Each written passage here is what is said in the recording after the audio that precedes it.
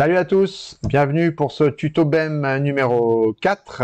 Et tuto BEM, je le rappelle, ça veut dire tout va bien.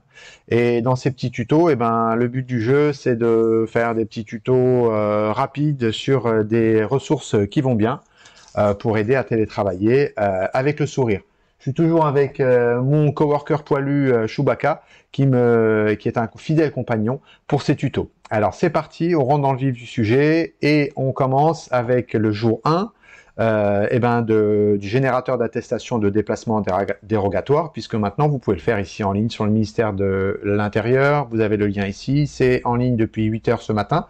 Ça fonctionne, je l'ai testé. Et vous avez donc toujours nom, prénom, date de naissance et le motif de sortie. Et à la fin, ça génère un QR code que vous pouvez faire flasher par les autorités sur votre smartphone. Donc le papier continue toujours, mais après 3 semaines de papier, maintenant vous pouvez le faire en digital. La question qu'on va se poser, c'est est-ce qu'ils récupèrent notre data? Je fais confiance à mon gouvernement, faites comme vous voulez. Je pense qu'ils ont autre chose à faire que capter de la data en ce moment. Mais bon, voilà, on peut se poser la question. C'est marqué qu'ils ne regardent pas la data. Ça, c'est fait. Deuxième petite chose intéressante ici, c'est CleanFox. Donc c'est une application vraiment très pratique pour faire le ménage dans vos newsletters. Je viens de le faire avec un Gmail sur lequel j'avais pas fait trop de ménage newsletter. Et donc je l'ai là, ça a duré une petite demi-heure le temps de le faire. Il a traité 400 newsletters. C'est pas mal. Il faut rappeler que 7% de la consommation d'électricité dans le monde c'est Internet. Et j'ai noté ici un mail conservé, c'est 10 grammes de CO2 par an. Donc si on peut faire des économies de temps, de cerveau, de mémoire dans son smartphone et en plus ça fait des économies pour la planète, ça peut être pas mal. Du coup, CleanFox, ici, je vous le montre. L'application fonctionne mieux parce qu'en ligne, c'est assez limité. En tout cas, chez moi, ça marchait pas bien. Donc, ce que j'ai fait, c'est que j'ai bien installé sur l'Android l'application CleanFox que vous voyez à l'écran. Et ensuite, j'ai pris des notes, mais vous avez ici le petit tutoriel de cleanfox.io qui va fonctionner de la manière suivante. Vous activez en 2 étapes CleanFox sur votre smartphone. Donc vous allez donner votre mot de passe de Gmail, puis vous allez faire une activation en 2 étapes, c'est-à-dire qu'il va envoyer un SMS sur votre portable pour vérifier que c'est bien vous, puisque CleanFox va rentrer dans vos mails, donc c'est quand même assez délicat. Et ensuite, on crée un mot de passe pour l'application CleanFox. Et 3e étape, il va activer l'IMAP, comme c'est indiqué ici. Donc, validation en 2 étapes avec votre Gmail ou autre, votre mot de passe plus un code qui vous envoie par SMS. On crée un mot de passe pour l'application CleanFox et ensuite on active l'IMAP. Une fois que c'est fait, il va donc aller regarder dans vos mails et chercher toutes les newsletters. Et ensuite, l'application est assez bien faite. Si vous scrollez à gauche, vous allez supprimer votre newsletter. Si vous scrollez à droite, vous allez conserver la newsletter. Si vous scrollez vers le haut, vous allez supprimer le mail.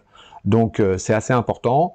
Je vous dis 400 mails traités comme ça, 400 newsletters pardon traités en à peu près 30 minutes. Et puis vous faites votre ménage. Vous pouvez le faire gratuitement sur plusieurs mails. Donc soit le site directement et vous envoyez votre mail et vous commencez, il va vous demander de créer un compte, soit l'application. Ça existe bien sûr pour iPhone. Donc voilà la petite chose CleanFox que je voulais vous montrer. 3e petite ressource web, c'est désormais possible de rajouter un bouton WhatsApp à sa page Facebook.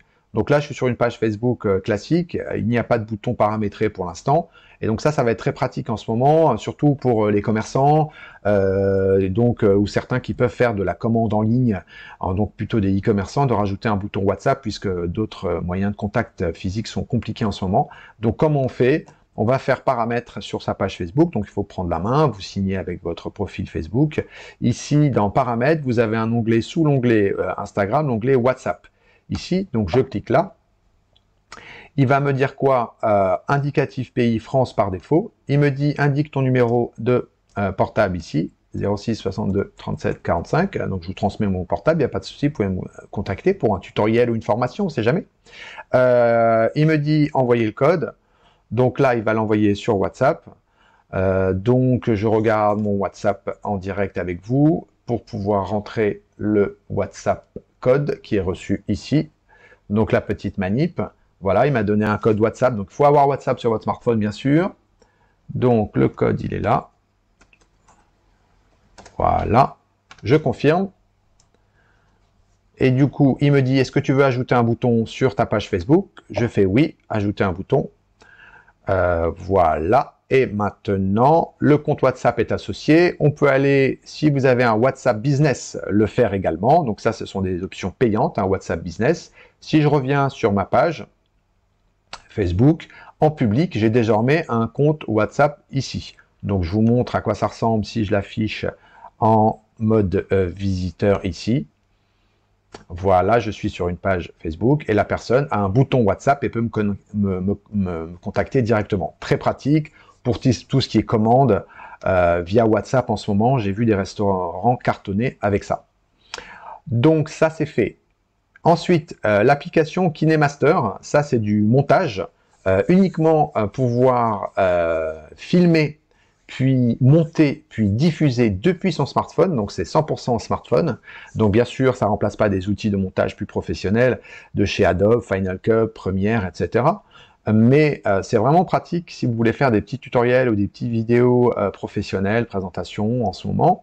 Et j'ai fait un petit tutoriel sur etourisme.info sur KineMaster. Du coup, là, vous allez voir l'explication en tutoriel screen par screen. Donc, vous pouvez avoir afficher le ratio pour pouvoir faire des vidéos en 16/9, plutôt donc horizontale, type cinéma, en 9/16, plutôt vertical pour les stories Instagram, ou si vous voulez publier sur Facebook avec le format vertical portable qui marchera bien, ou sur Instagram au fil d'actualité en format 1.2.1 qui est format carré. Donc vous choisissez votre ratio d'aspect. Vous allez chercher dans votre galerie les visuels et ensuite ça fonctionne avec un système de montage assez simple, coupé à gauche de la tête de lecture, coupé à droite à la tête de lecture ou scindé en deux et vous faites des petits bouts comme ça de film. Je vous recommande de faire 5, 6 à 7 secondes maximum pour être dynamique. Vous pouvez faire vos petites vidéos d'1 minute, 2 minutes à 3 minutes comme ça. On insère du texte pour faire des sous-titres ou des petites explications. On peut aller chercher de la musique, donc faites attention aux musiques libres de droit. Donc ça, c'est pas mal. Et on peut rajouter des petites couches de visuels, etc. Ensuite, on exporte. Il vous propose la définition ici. Donc, je vous recommande de rester en Full HD. Et vous exportez ensuite, vous pouvez publier sur YouTube, sur Facebook, LinkedIn et tous vos réseaux sociaux.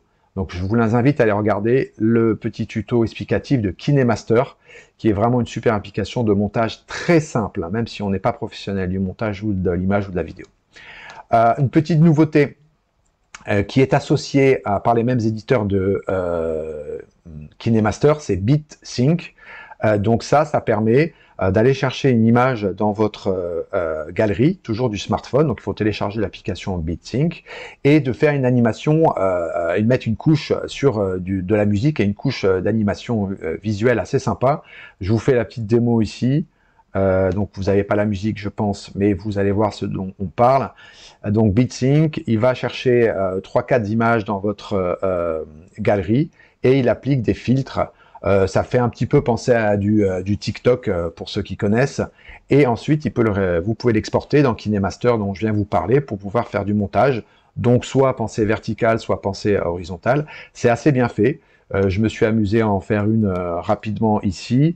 Ça donne quoi? Ça donne sur les screens précédents, vous voyez, ça fait une petite animation assez dynamique sur plusieurs images. C'était ceux du tuto BEM 3.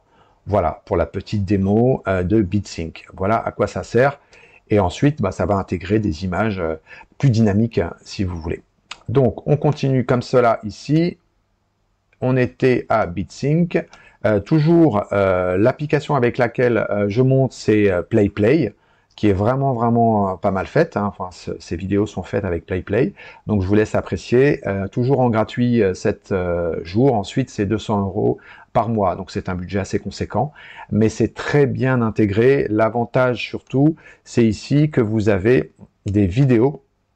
Si par exemple, je tape ville ici, dans PlayPlay, il va aller me chercher des petits bouts d'images, donc des rushs de ville, etc. Donc ça permet d'agrémenter vos vidéos si vous n'avez pas beaucoup de plans de coupe ou de contenu comme cela.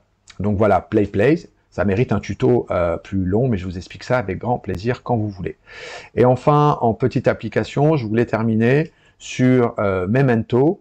Memento, bah, c'est une application de gestion de base de données plutôt simplifiée et plutôt, je dirais, personnelle pour pouvoir faire votre base de données de vos livres, de vos jeux, ou une base de données de voyage ou de camping, etc. Elle est très pratique et ils sont associés à pas mal de bases de données, donc ça permet d'aller alimenter des listes. Moi, je m'en sers pour mes jeux de société, mais vous pouvez en servir pour vos bons plans hôtellerie ou pour classer votre bibliothèque, etc. Hyper simple, très pratique, assez anglophone, mais ça fonctionne pas mal et vous avez votre base de data sur le smartphone.